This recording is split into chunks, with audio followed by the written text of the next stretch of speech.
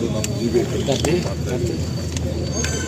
ಈಗಾಗಲೇ ನಾವು 1ನೇ ತಾರೀಕಿಂದ ಶುರು ಮಾಡಿ ಜುಲೈ 1ರಿಂದ ಶುರು ಮಾಡಿ ಇಲ್ಲಿವರೆಗೂ ನಾವು 435 ಕಿಲೋಮೀಟರ್ನ ತೆಗೆದಿದ್ದೇವೆ. ಒಟ್ಟು 1340 ಅಂಗಡಿಗಳಿದ್ದು ಸುಮಾರು 1800 ತೆಳ್ಳು ಗಾಡಿ ಇತ್ತು. ಆ ತೆಳ್ಳು ಗಾಡಿಗೆ ಬೇರೆ ಅವಕಾಶ AC ಶೀಟು ಮುಂದಕ್ಕೆ ಪ್ರೊಜೆಕ್ಷನ್ ಹಾಕೊಂಡಿದ್ರು ಸುಮಾರು 2267. ಅದು ಕೂಡ ತೆಗೆದಿದ್ದೇವೆ. ಇನ್ನು ಸ್ಟೆಪ್ಸು ಮತ್ತು ರ್ಯಾಂಪ್ಗಳು ಅದು ಕೂಡ ಸುಮಾರು 2300 ಜಾಗಗಳಿತ್ತು. ಅದನ್ನು ಕೂಡ ತೆಗೆದುಹಾಕಿದ್ದೀವಿ. 2642 ಪಿಲ್ಲರು ಬೋರ್ಡ್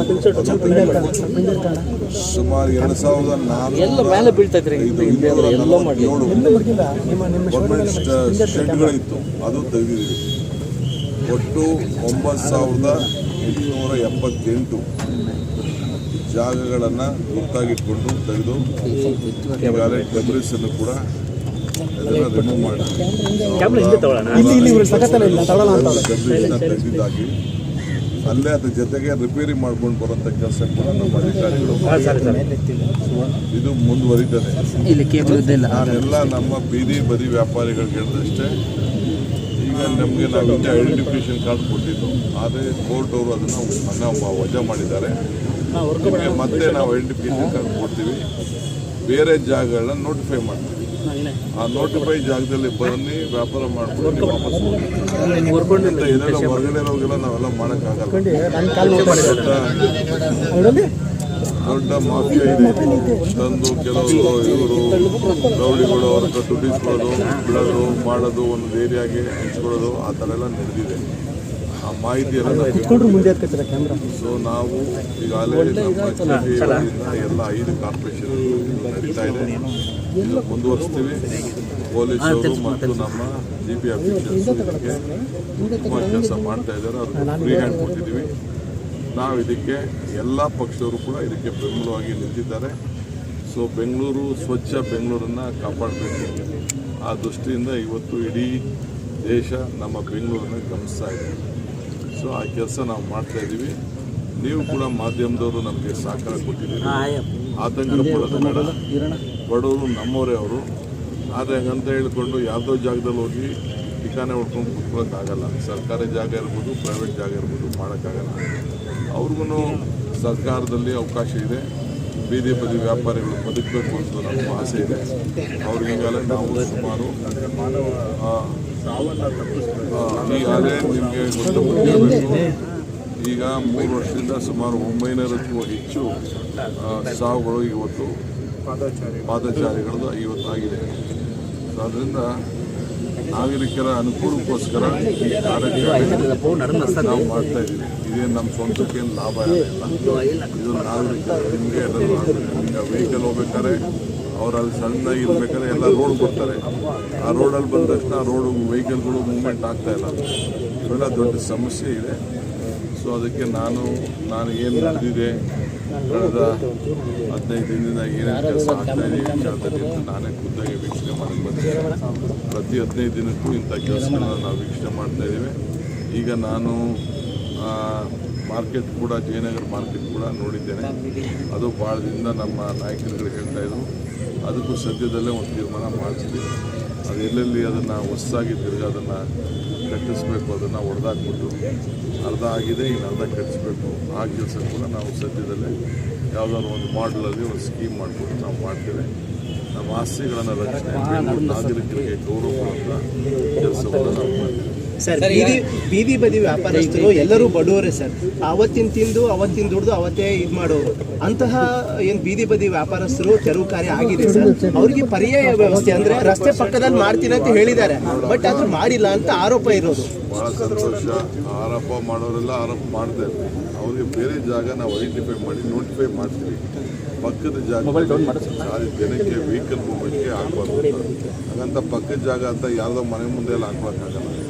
ಅವ್ರಿಗೂ ಅವ್ರ ಬದುಕನ್ನು ಕಟ್ಕೊಳ್ಬೇಕು. ಅವ್ರ ಮನೆ ಮುಂದೆ ಯಾರು ಇರಬಾರ್ದು.